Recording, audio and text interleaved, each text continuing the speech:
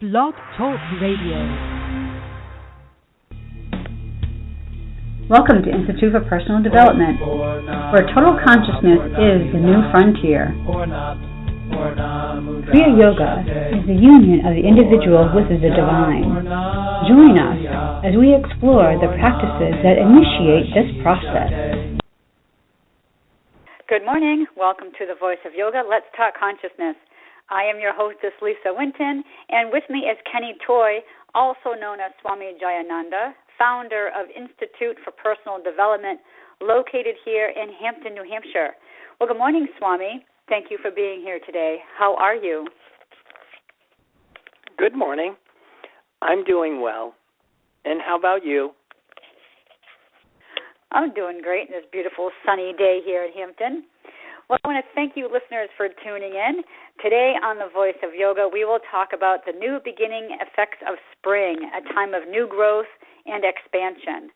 One of the most important benefits of union with the divine is internal support and a giving outward exchange of energy with the external world.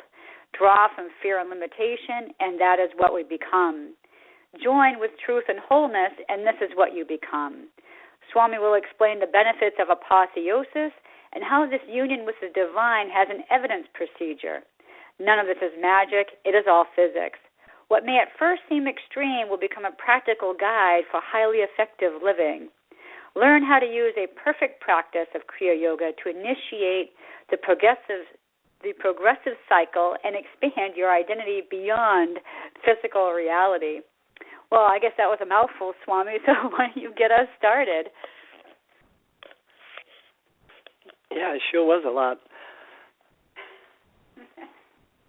Yeah, the whole thing that, you look at springtime and everything that it represents, if what surrounds us is within us, it is just such a great time for a new beginning. I mean, everything is coming out and, you're starting to see the little buds on the trees and the snow is melting and you can almost start to see the ground around here and, underneath that the grass is going to start to come up and everything seems to start to come back to life, as opposed to when everything was kind of covered in snow and everything was just kind of frozen and everything was in hibernation kind of a thing. And now's the time to start to move outward. And one of the things I always think about is, what Lao Tzu said, the way to do is to be. It's a really simple statement, but you really want to start to pull that apart and examine it, the whole thing of to be good, the whole thing of that we talk in Kriya Yoga, the whole thing of self-cultivation is a process of making ourselves this perfect instrument so we can attune with the divine. And when your goal is to become divine, and, it's like, what would that be, even if I could do it? Because we're trying to align ourselves with something that's invisible and intangible. We're trying to attune ourselves to something that you can't, or that is beyond sensual perception. And that's one of the things that we always talk about is this whole cultivation of the higher mind. That we actually want to transcend the intellect. We want to transcend sensual perception. We want to have sensitivity for something that is invisible and intangible. And springtime is just such a great beginning to do that.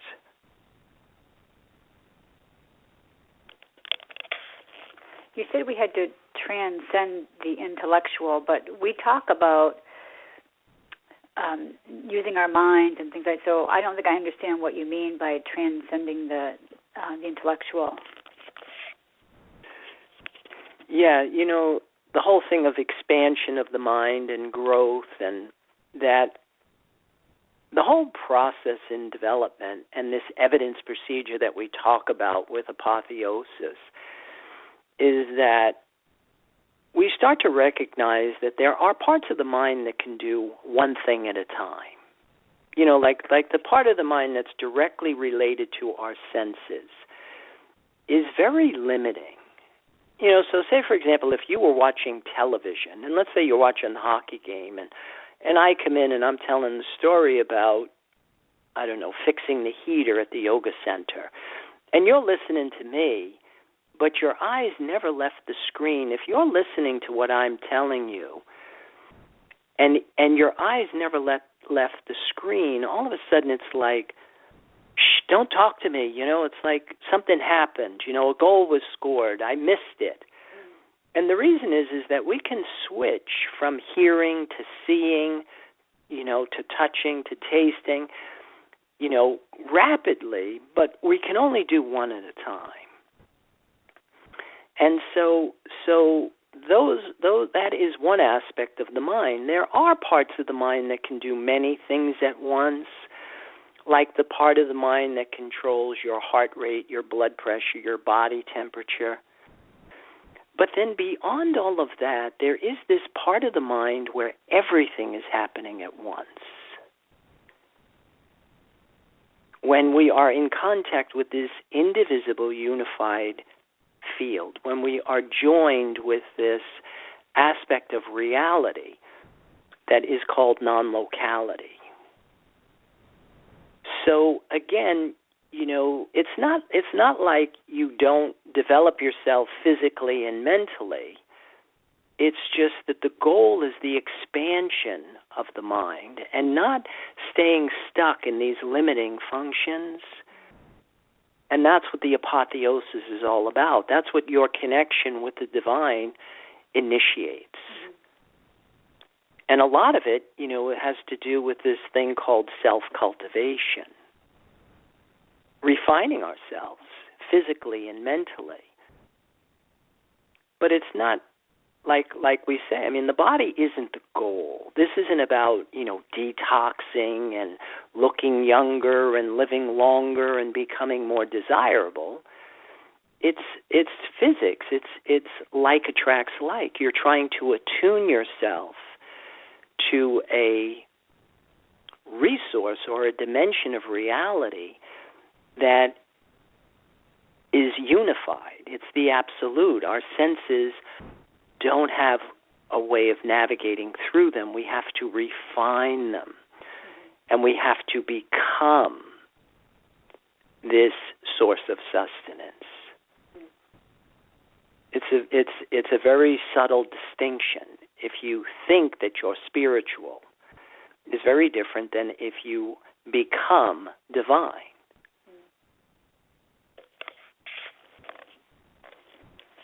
Is it instinctual for us to want to expand during springtime? And let me explain why I asked that question, because in my everyday world, I can see the difference now that people have as we're nearing towards the end of March. People, you know, walk into my place of business, they're a little bit more, you know, peppier, they're, you know, they seem more vibrant and whatever, whereas before, during the winter time, you know, they move slower, they're, you know, it seems to be a little harder to get them to smile and whatever, but it seems like this time of the year really kind of brings people, like you say, out of that hibernation. Is that an instinctual part of us that happens every year? Well, to answer your question, I mean, what surrounds us is within us. So look at what's happening externally. Everything is starting to bud outward. You know, I mean, it's getting warmer, and you know, it's a natural tendency that when things heat up, they expand, they move outward. You know, when things cool down, then we contract. So you've got that pulse. And these are like cycles within cycles. Kind of like, and that's something that I did want to mention, that last week when we were talking about the phases of the moon, that I actually made an error when I talked about the first quarter phase of the moon being on December 18th. I said it was 2016 when in reality it's 2015. So for anybody that was listening last week. But again, there's a big cycle. 2 years, 2 months, and 28 days. You can break that down to a more immediate cycle of the cycle of your breath. There's your retention after exhalation. There is your inhalation, retention after inhalation, and then exhalation. And it can be examined in the same way that you would look at the phases of the moon. That whole relationship between breath and thought. But, what surrounds us is a reflection of what is within us. So to answer your question, of course, what's happening in the outside world is going to affect how we think and how we feel in our inner environment. And one of the things for most of us, a lot of us just seem to have a better attitude about springtime, and that might just be the collective consensus. It's like Thoreau said, wet and cold is as rich in experience as warm and dry. But what I found is that any time I bring that up, people will give me the richness, but they prefer the warm and dry to wet and cold. So if in reality, when things start to warm up, everything seems to move outward. And for probably the majority of us, that is probably a more favorable than when we're closing down and constricting. Just like you said, when it's cold out, people bundle up. They, your whole physiology starts to scrunch up, and you're pulling, kind of trying to conserve your energy. And then when you start to warm up, you start to take the clothes off, you start to, spread out. So again, everything in this universe is on this pulse. One of the major benefits is to be able to appreciate all of these changes and to see that they all have purpose. And that life would get very boring if it was just one thing all the time for some of us.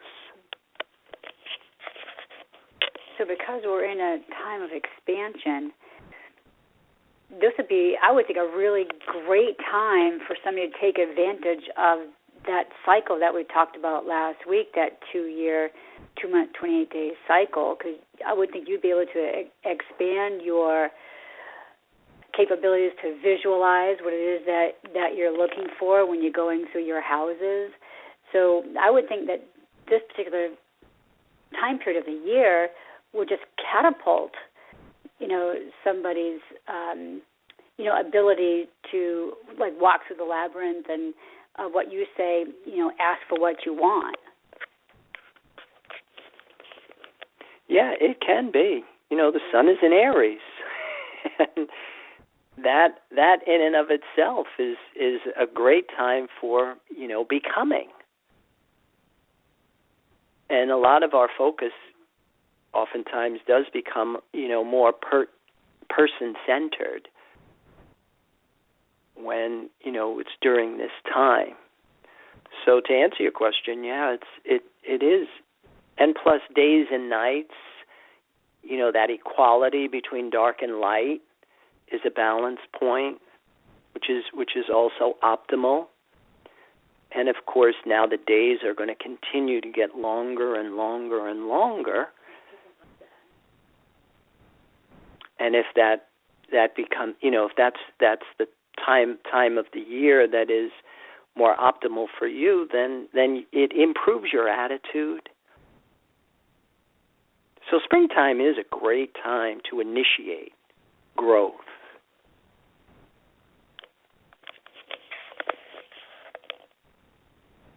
Well, I think what we'll do is we'll hold that thought, and we will pause to hear a word from our sponsors. So, listeners, we will be with you shortly.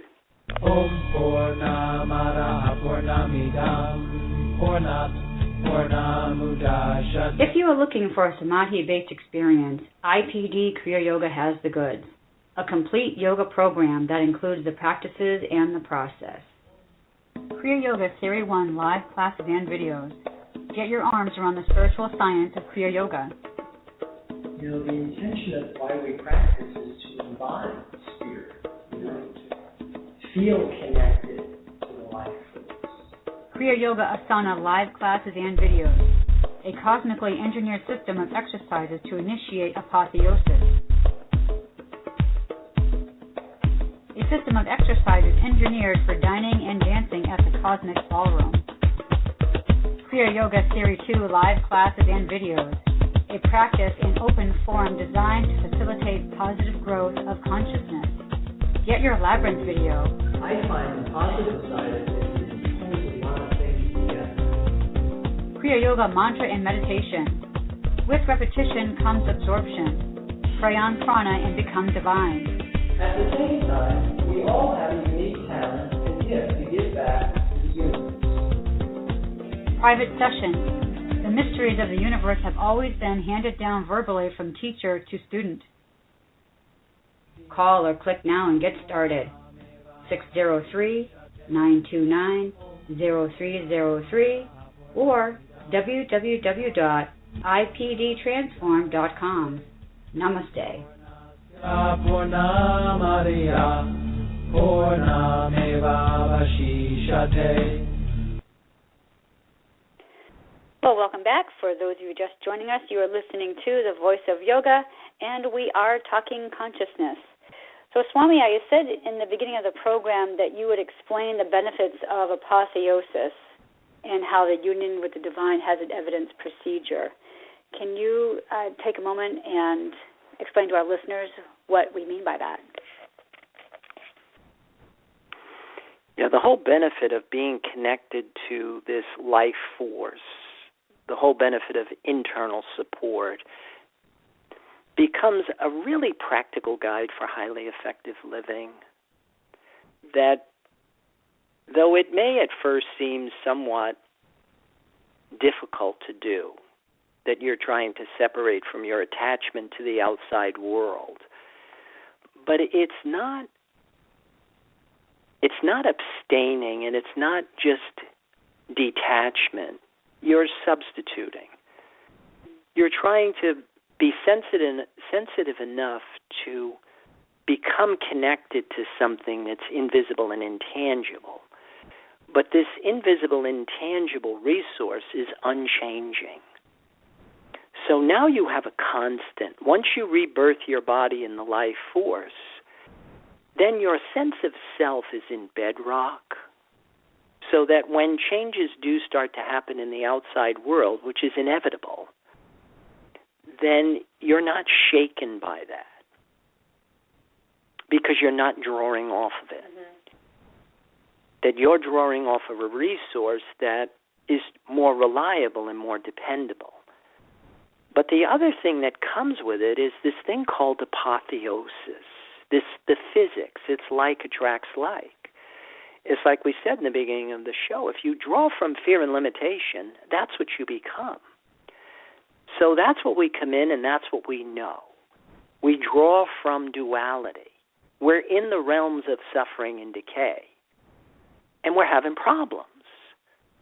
Now, once you separate from your attachment to this resource and reconnect to this more reliable absolute, then the changes start to take place. That's when phrases like, the way to do is to be. Because in our spiritual communities, we've always become preoccupied with conduct and not with the connection. So we're trying to be good. We're trying to be virtuous. But we are desiring a resource that isn't really expanding our sense of self to our ability to be able to do this naturally. once you rebirth your body in the life force and you desire this other source of sustenance, then you start to become something different. You change your nature. Being good when it is your nature is not difficult.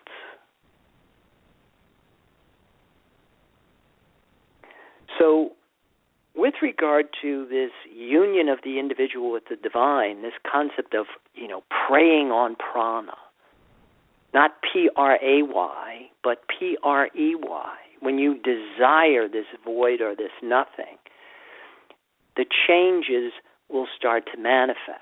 You will start to desire this void or nothing. But it will also change the exchange of energy that you have with your environment. You're not drawing off the outside world anymore. You're not drawing from duality or fear and limitation. So you're now in a position where you're giving back without any need for a return.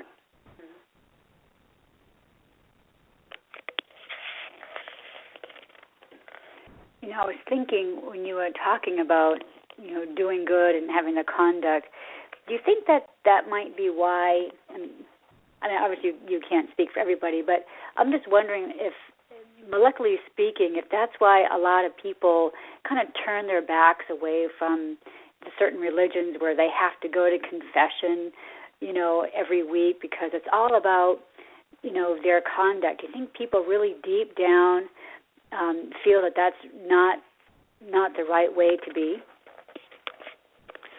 Well, to answer your question, I hear this all the time. It's people think religion is rigid, because all of these rules and regulations, and most of us are underpowered and ill-equipped to uphold them, and so you get frustrated with the whole thing. But the misconception is to think that by getting rid of the rules and the regulations that I'm going to be okay. Because there is a deeper dynamic that we're all dealing with. See, there's an innate drive. There's this archetypal drive within each and every one of us that we want to be a whole person. And if we polarize on the physical world and we are attached to duality, it's never going to happen. So now we're cycling through this ramification, this kickback from this unlived latent potential that you want to be whole. And you're dealing with symptoms of guilt, shame, anger, resentment, blame, emptiness, and boredom. That, of course, we blame mom and dad or we blame our early religious training for. But the bottom line is that we're still drawing from the wrong energy field. We're still attached to something that's keeping our mind small, and our feelings are reduced to these insatiable cravings. To find solution to the whole thing is you've got to separate from your attachment to duality and reconnect or join with this energy field that will make us become something different, that will make us a whole person.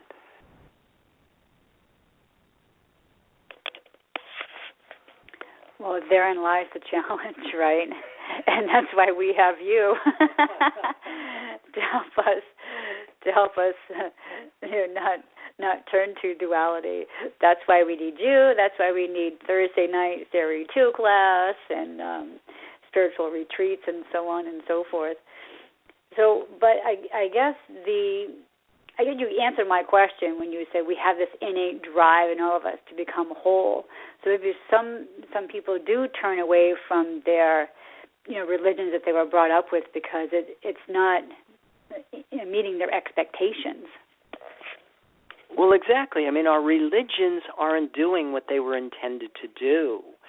So because the institutions that have taken over our religions have failed so badly, now we're turning away from religion, which is not the solution. And then, of course, what you look at most of these self-made systems that are out there, that start nowhere and go nowhere, which most people are following, again, blindly, but they're looking for relief. And part of it is we don't have good leadership with what does it look like when I am spiritual?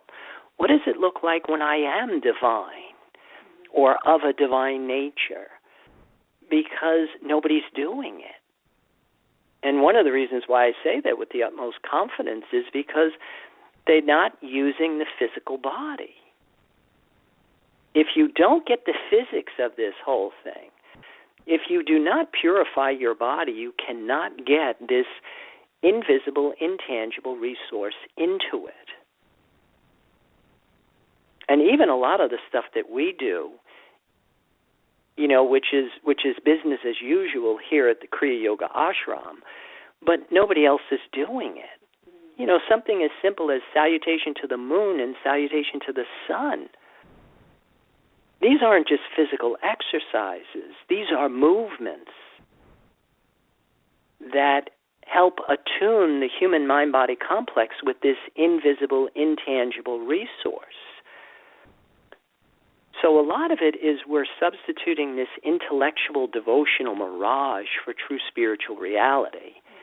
We're not preparing the body for the invocation of this more subtle resource, and we're not separating from our attachment to duality. So in respect, our religions have failed so bad. But now the whole key is you have to resurrect the wisdom that has been lost, which is exactly what we did. We plugged our lives into the Yoga Sutras. And then, of course, you cross-reference it and you start to see that, hey, wait a minute, all the religions were doing this. They're not doing it anymore. It's just like the yoga community. People are trying to do yoga without this union with the divine. And, you know what I mean, there may be some benefits to that, but you're not going to get the concept of samadhi. You're not going to get access to this part of the mind that is doing everything at once, because that's the physics of it. One last question for you. I was talking with somebody the other day, and we were talking about the retreat, and I was saying to them that you were going to have the sessions of the retreat available for people, I believe, on Powwow. Is that available for people yet? No, I haven't finished that project. I have some more videos that I have to edit and put together. But to answer your question, it will be available, that we will put the retreat in a box and available online. Okay, great. Well, I think this is probably a good time to start closing down the show today. So in closing, I would invite you listeners out there to please visit our website. You can follow Swami on Pinterest and Twitter and Facebook. Also available to you listeners are the online classes that you can access through the website. Just click on the link for online classes and it will direct you to Powwow, and from there you can select the classes of your choice. But please keep those comments and questions and curiosities coming, because we do enjoy hearing from you. And be sure to tune in next week. We will explore the cosmic April Fools, good and evil. I think that's going to be a great show. So, Swami, any final thoughts or comments about our discussion today or next week's show? Well, I would like to encourage people to join us and take advantage of our programs and classes, and also invite people to, send in their questions and concerns or curiosities about Kriya Yoga. Oh, yeah, and that whole thing of, taking advantage of that solar eclipse, the 2 years, 2 months, and 28-day cycle. And for anybody that is embarking on that, I would wish them all the best of luck and health with that endeavor. And then wish everybody a good day. Namaste, and I'll give it back to you. Thank you. And thank you all for listening to our program, The Voice of Yoga. This is Lisa Winton, along with Swami Jayananda, signing off. Have a wonderful Kriya Yoga kind of day. Namaste.